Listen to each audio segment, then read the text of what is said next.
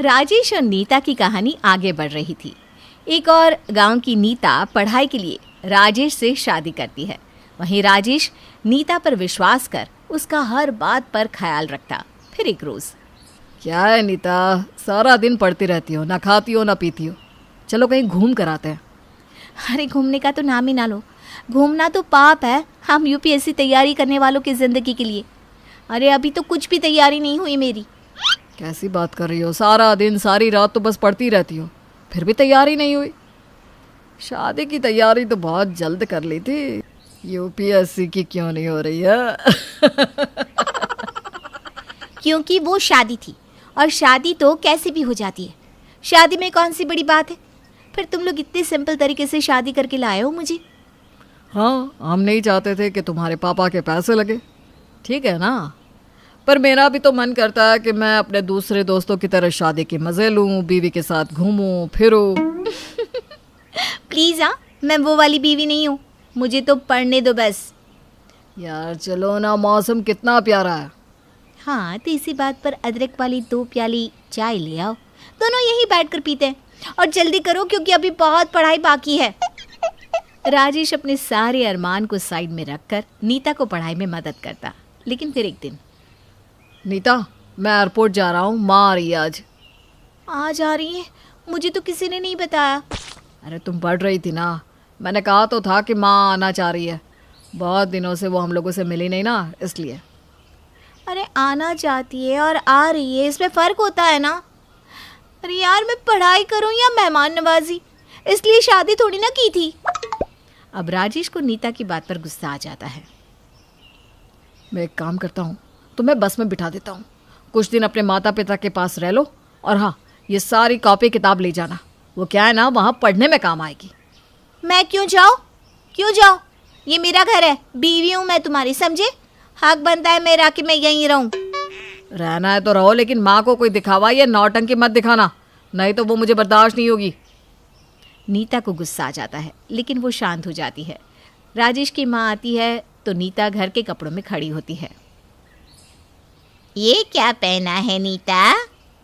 पजामा और T shirt. वो क्या है ना, दिल्ली में सब यही पहनते हैं और यही ठीक रहता है, मैं इजी फील करती हूँ। तुमको देखकर लग नहीं रहा कि ये वही नीता है जिसे मैं बचपन से देखा करती थी? पैर तो छूना बनता है ना नीता सास के।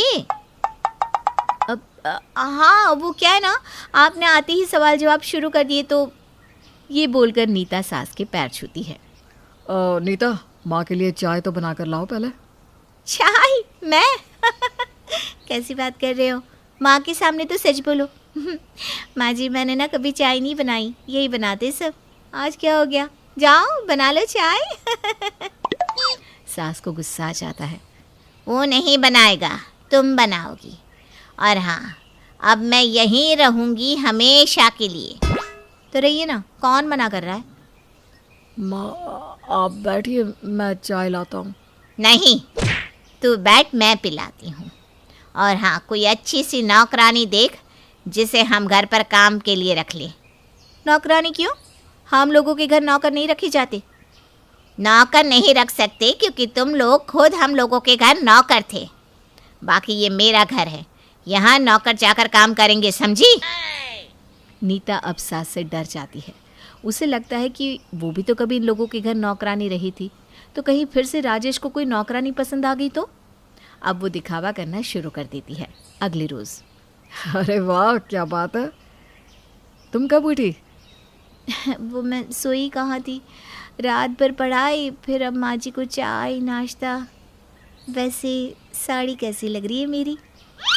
राजेश अब फिर से नीता की बात पर आने लग जाता है। बहुत सुंदर नीता, मैं हमेशा से ऐसे ही बीवी चाहता था। माँ तुमको पढ़ाने के पक्ष में नहीं थी, लेकिन मैंने हाँ किया। देखो, माँ जब तक है उनकी इज्जत करो, उनका ख्याल रखो। लेकिन वो तो बोल रही है कि वो हमेशा के लिए रहेंगी। राजेश, हम लोगों की प्राइवेसी का भी तो ख्याल रखना चाहिए ना उनको। देखो, मेरे माँ पापा तो कभी आते नहीं। माँ को बोलो ना वो यहाँ ना रहे, मैं वादा करती हूँ मैं तुम्हारा ख्याल रखूँगी। अरे प्लीज़ ऐसा ना बोलो, मैं बात करता हूँ माँ से, लेकिन कुछ दिन तो तुम ऐसे रहो। नीता अब सास के पसंद का खाना बनाती, उनके पैर दबाती और कायदे के कपड़े भी पहनती। लेकिन ये सब तो दिखावा था, और दिखावा एक दिन खत्म हो ही जाता है। नीता, और नीता कहाँ हो? क्या हो गया माँ? देखना, आज नीता ने ना चाय दी ना ही पूजा के फूल रखे। नीता राजेश को अपने जाल में फंसा चुकी थी। माँ वो क्या है ना, वो पढ़ती है रात पर, थक जाती है। अब मैं क्या कहता हूँ, अब आप गांव चली जाइए ना। अब तो वो ठीक भी हो गई है, कल को कुछ बात होगी तो मैं आपको बता दूंगा। ठीक है बेटा, वैसे मैंने भी देख लिया है कि बहू सुधर गई है। इसके परिवार के लिए क्या क्या नहीं किया, लेकिन नीता से ये उम्मीद नहीं थी। गरीब घर की लड़की घर को अच्छे से रखेगी ये सोचा था, और जो घर को नहीं संभाल सकती वो देश को कैसे संभालती। अरे छोड़ो ना माँ, क्यों पुरानी बातों को लेकर बैठी हो। अच्छा मैं कल की ना टिकट करवा देता हूँ। राजेश माँ को वापस गांव भेज देता है। सास के गांव जाने के बाद नीता का रवैया फिर से वैसा ही हो जाता है। अब तो आए दिन नीता और राजेश की नोक झोंक होने लगती है। फिर एक दिन, नीता, नीता। नीता पूरे घर में थी ही नहीं। राजेश घर में बैठा होता है कि नीता घर में आती है। कहाँ गई थी, बताकर तो जाना था। वो ना, मैं थोड़ा दोस्तों के साथ बाहर गई थी, इंस्टीट्यूट में पार्टी थी ना। राजेश खाना लगा देता है, लेकिन नीता खाना नहीं खाती और सो जाती है।